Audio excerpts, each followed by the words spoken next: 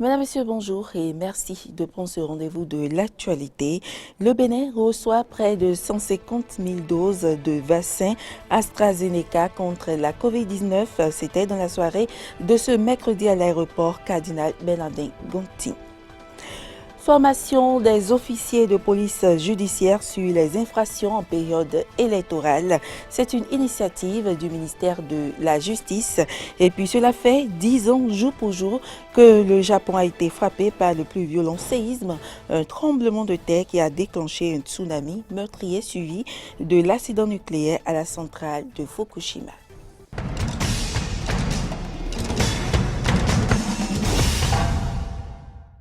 Bienvenue dans ce journal. Rencontre hebdomadaire des ministres ce mercredi 10 mars. Plusieurs décisions sont issues de ce Conseil des ministres. Il s'agit entre autres de la création du Fonds de développement pétrolier, de la réhabilitation du réseau de diffusion FM, de l'Office de radiodiffusion et de télévision du Bénin ORTB. Voici le point avec le ministre de la Communication, porte-parole du gouvernement, Alain Roula. Le Conseil a adopté le décret portant création du Fonds de développement pétrolier, puis les décrets relatifs à la nomination des membres de l'Autorité de protection des données à caractère personnel et de ceux du Comité de suivi de la mise en œuvre du contrat de délégation de gestion du complexe Parc W Bénin. Au titre des communications, réalisation des études d'aménagement du périmètre situé au nord de la route des pêches. Le gouvernement a entrepris de réaliser ces études pour conforter la vocation touristique de la route des pêches, notamment sa phase 2, dont les servitudes d'emprise doivent être dégagées. Cette mission est donc destinée, entre autres, à faire un état des lieux de la zone, élaborer le plan d'aménagement foncier de la partie rurale en vue de dégager des disponibilités nécessaires à l'installation des infrastructures de viabilisation. Proposer et délimiter les zones cibles d'intervention qui devront faire l'objet de plans d'aménagement. Réaliser les documents d'urbanisme à appliquer assortis des règlements d'urbanisme y relatifs. Définir les règles particulières de gestion du domaine public. Réaliser le master plan global du périmètre de la zone à vocation touristique entre Cotonou et Ouidah, en mettant notamment en exergue les périmètres de remembrement, l'emprise de l'infrastructure routière et ses servitudes. Définir les mécanismes financiers et d'opérationnalisation. Proposer les dispositions institutionnelles pour la gouvernance urbaine de ces quartiers, ainsi que les tableaux des rôles et responsabilités des acteurs. Les ministres concernés par le dossier veilleront à la bonne exécution de la mission par le cabinet retenu à cette fin. Réhabilitation du réseau de diffusion FM de l'Office de radiodiffusion et télévision du Bénin, ORTB. Le programme de couverture intégrale du territoire national a permis de doter l'ORTB de 36 centres d'émission en 2009. Mais le taux de couverture de la radio, qui était de plus de 95%, est descendu à 40% à peine, en raison des conditions d'exploitation des équipements de diffusion qui n'ont pas été conformes aux recommandations prescrites. De fait, la réception des programmes du service public n'est plus garantie pour les populations et connaît de fréquents effacements de la radio en modulation de fréquence FM. Pour y remédier, une mission d'inspection dépêchée à cet effet a conclu à la nécessité d'une réhabilitation en urgence du réseau FM pour diffuser dans les conditions optimales au moins 2 radios, à savoir Radio Bénin et Radio Bénin à Lafia dans la région méridionale, puis Radio Paracou et Radio Bénin à Lafia dans la partie septentrionale. Le Bénin vient de recevoir ses premières doses de vaccins contre la COVID-19, 144 000 doses de vaccins AstraZeneca grâce au dispositif COVAX créé par l'Organisation mondiale de la santé OMS. La réception a eu lieu ce mercredi à l'aéroport Cardinal Bernardin Gonti en présence du ministre de la Santé, Carole Olaye Damé Pedro. La réception de ce premier lot de vaccins AstraZeneca restera une étape importante dans la riposte nationale contre la COVID-19 au Bénin. Composé de 144 000 doses et du matériel d'inoculation dont 145 000 seringues et 1 450 boîtes de sécurité, ces doses de vaccins reçues entrent dans le cadre de l'initiative COVAX, fruit de la coopération internationale visant à soutenir les efforts des gouvernements bénéficiaires du projet. Pour contrer la pandémie de la COVID-19, ce premier lot constitué de 144 000 doses de vaccins nous permettra de couvrir pratiquement 70 000 cibles. Ce lot fait partie d'une première arrivée, bien sûr, parce que d'autres vont suivre pour atteindre les 790 000 prévus pour le Bénin. Je voudrais rassurer les populations que parallèlement à cette arrivée, le gouvernement du Bénin a prévu sur le budget national l'acquisition d'autres doses de vaccins qui vont arriver dans les tout prochains jours. Ces doses mises ensemble vont nous permettre de couvrir l'ensemble des cibles prioritaires qui ont été identifiées, notamment les agents de santé, surtout ceux qui sont au front dans les centres de traitement de l'épidémie, les autres agents également qui sont dans les structures sanitaires, les patients âgés, les personnes âgées de plus de 60 ans, ainsi que les personnes qui sont porteuses de comorbidités, que ce soit le diabète, l'hypertension artérielle, l'asthme, la drépanocytose et d'autres. Et pour les différents organismes membres du groupe COVAX, la distribution équitable et gratuite de ces vaccins reste une priorité. Je pense qu'il y a effectivement de quoi être fier dans notre lutte contre cette pandémie, car l'initiative COVAX a démontré combien ensemble nous sommes plus forts et combien ensemble nous pourrons mobiliser nos ressources techniques et financières pour pouvoir adresser les défis que cette pandémie nous pose. Ces vaccins sont fabriqués sous licence de Serum Institute of India, qui fabrique d'ailleurs la plupart des vaccins du programme élargi de vaccination. L'initiative COVAX regroupe l'OMS, l'Organisation mondiale de la santé, l'UNICEF, Gavi, CEPI, la Banque mondiale et bien d'autres partenaires ici présents et ailleurs. Nous avons aussi à sensibiliser la population pour la vaccination et il nous faut encore dérouler la campagne vaccinale. C'est pour ça que je réitère l'engagement des Nations Unies à accompagner le gouvernement et les acteurs sur cette voie-là. À la date du 8 mars 2021, on dénombre au Bénin 6 501 cas enregistrés avec 81 décès. Des chiffres à la hausse qui exigent le renforcement des mesures barrières. La date du démarrage de la campagne de vaccination sera connue ultérieurement à la suite de la formation des différents acteurs impliqués, a laissé entendre le ministre de la Santé Benjamin Rumpati, qui a également rassuré de la bonne qualité du précieux liquide. Dans le cadre de la tenue des élections présidentielles du 11 avril, le ministre de la Justice a organisé une séance d'échange avec les officiers de police judiciaire ce mercredi 10 mars. Objectif, les former sur les infractions qui peuvent être commises au cours d'une élection. Eh bien, suivez le compte rendu de Cano François, Humbert Rinto et Damien Pedro. Nous sommes réunis ce matin pour échanger sur les dispositions pénales relativement au code électoral, au code numérique, au code de l'information et de la communication.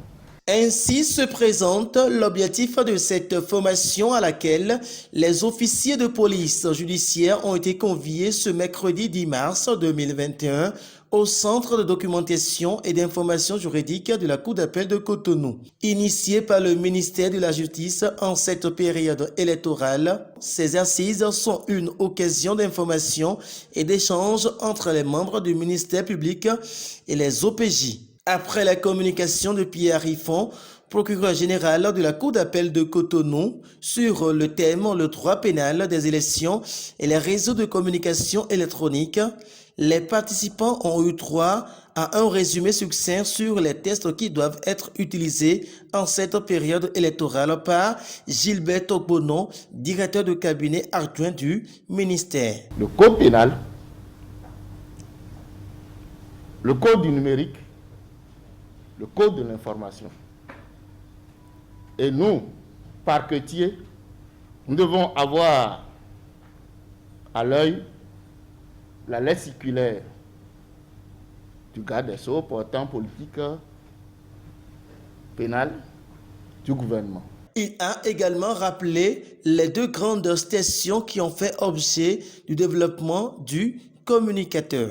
Nous avons la station concernant les infractions en matière électorale, première station. La deuxième, la station concernant le traitement judiciaire des infractions électorales.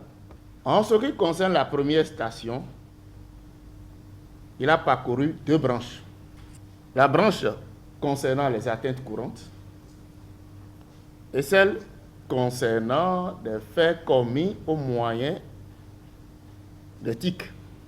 Je le disais tantôt, ils nous ont renvoyé dans la deuxième station, laquelle concerne d'abord les officiers de police judiciaire, ensuite les membres du ministère public, les procureurs et substituts, et enfin les juges. Il va sans dire que chacun des acteurs, c'est-à-dire les officiers de police judiciaire, les membres du ministère public et les juges, sont tous informés des types d'infractions qui peuvent être commises en cette période électorale et mieux la procédure judiciaire prévue par les tests dans le cas d'espèces.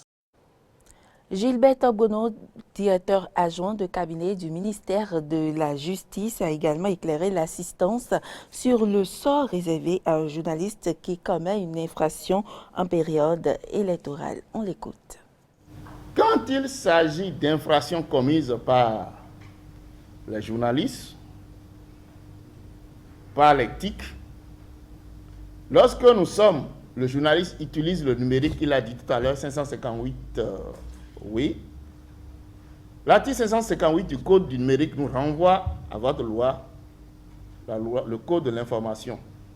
Et c'est cette loi qui est appliquée aux journalistes, la procédure par citation directe, lorsque ces faits rentrent dans la diffamation et dans l'injure. Au-delà, c'est la procédure éditée par l'article 304 du Code de l'information et de la communication. Le parquet, une fois saisi, le procureur général l'a dit tout à l'heure, mettra tout pour que la procédure de flagrance soit respectée avec la comparution immédiate. Et les audiences seront prévues à cet effet. Et lorsque le juge sera saisi, il lui revient également d'aller avec diligence, avec promptitude, pour que la décision soit rendue sur le siège. Il a rappelé, il est intéressant que les incidents de procédure, parce qu'en cette matière, les gens peuvent soulever, pour retarder la procédure, les incidents de procédure, que les incidents soient joints. Au fond, à l'exception, bien sûr, de l'incident, de l'exception d'inconstitutionnalité. Les femmes solidaires de l'Union progressiste de la commune d'Abomey-Calavi ont célébré de façon particulière la Journée internationale des droits de la femme ce mercredi 10 mars. Elles étaient au chevet des femmes détenues à la maison d'arrêt de Calavi, les bras chargés de cadeaux pour soulager leur peine. Samson Oké, Clémence Tonoukouen et Denis Marouya pour le compte rendu. Ce don, constitué essentiellement de vivres, est un geste symbolique qui vise à soutenir les femmes détenues à la maison d'arrêt d'Abomey-Calavi. Cette initiative des femmes solidaires de l'UP Calavi est une marque de solidarité. Souvent, quand on dit célébration de la journée du 8 mars, nous femmes, nous allons nous regrouper, nous faisons des communications, après nous faisons la fête. Et nous, les femmes solidaires UP, on s'est dit que cette année particulièrement, au lieu que ça soit une réjouissance, comme cela se doit, il faudrait que nous allons dans la même dynamique que le PR, qui est que nous devons nous prendre nous-mêmes en charge. En nous prenant en charge, nous devons voler au secours de nos sœurs. Et en volant au secours de nos sœurs, nous avons pensé que la première couche que nous devons toucher, c'est celles qui sont en détention. Puisque là, maintenant, là où elles sont, on ne le souhaite à personne, c'est qu'elles vivent le martyre. Quand vous êtes privé, ce n'est pas qu'elles manquent de quelque chose, mais quand vous êtes privé de votre liberté, vous n'avez plus rien. Donc, nous sommes venus juste pour leur remonter un tant soit peu le moral, pour qu'elles puissent savoir que même dehors, que nous sommes de cœur avec elles. Sensible à la démarche, le régisseur de la maison d'arrêt de Calavi n'a pas manqué de remercier les donatrices. C'est quand on a vraiment un grand cœur qu'on peut venir visiter ou on peut venir faire des dons dans cette maison. Donc, celles qui ont choisi marquer les femmes qui sont en détention par rapport à la journée de 8 mars, on ne peut que les remercier. Et au nom du directeur de l'agence pénitentiaire, au nom de l'administration ici et à mon nom propre, je leur dis merci. Et je leur dis que les dons iront vraiment vers les bénéficiaires. Dans le cadre de la célébration de la Journée internationale des droits de la femme édition 2021, les femmes solidaires UP de Calavi comptent impacter d'autres couches vulnérables de la société.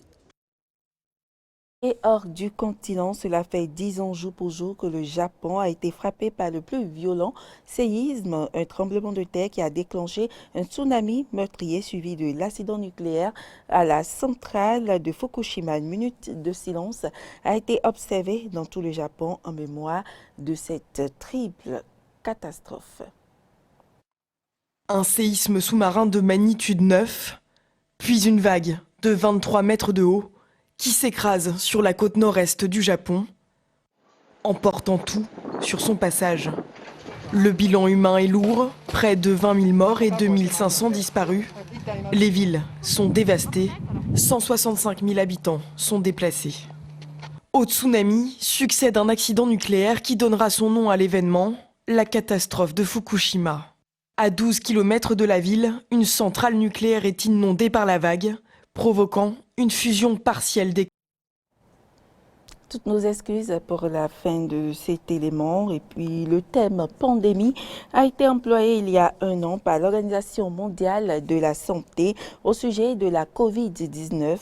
L'institution qui se défend d'avoir sonné l'alarme trop tard en ne désignant le nom fléau comme pandémie le 11 mars 2020. L'Organisation mondiale de la santé a-t-elle trop tardé pour tirer la sonnette d'alarme ?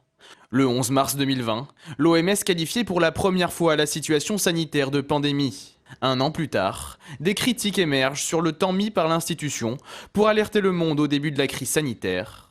De hauts responsables se défendent et pointent du doigt certains pays qui auraient fait sourde oreille.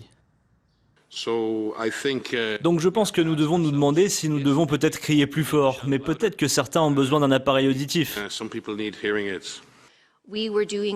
Nous faisions de notre mieux pour informer chaque jour sur la situation, informer le monde sur ce que l'on savait de ce virus, sur les dangers de ce virus et dire dès le départ qu'il s'agissait d'un virus dangereux et que les systèmes d'urgence sanitaire devaient être activés.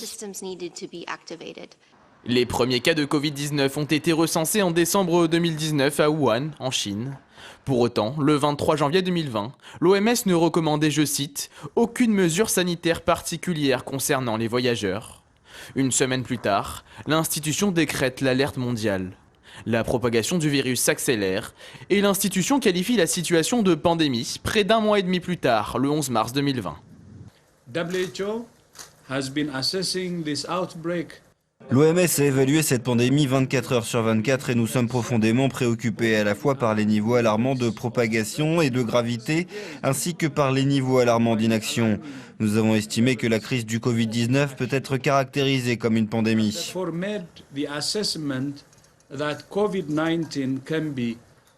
Vient ensuite la question des masques. Jusqu'au 5 juin dernier, l'OMS ne recommandait pas le port du masque dans l'espace public, tout en laissant le soin aux États d'évaluer leur situation et les risques au cas par cas. C'est d'ailleurs sur la base de leur absence de recommandation que la porte-parole du gouvernement, Sibeth Ndiaye, se basait en avril 2020. Je suis les recommandations qui sont en vigueur. Nous prendrons une décision pour l'éventuelle extension du port du masque dans toute la population dès lors que nous pourrons la bâtir sur un consensus scientifique.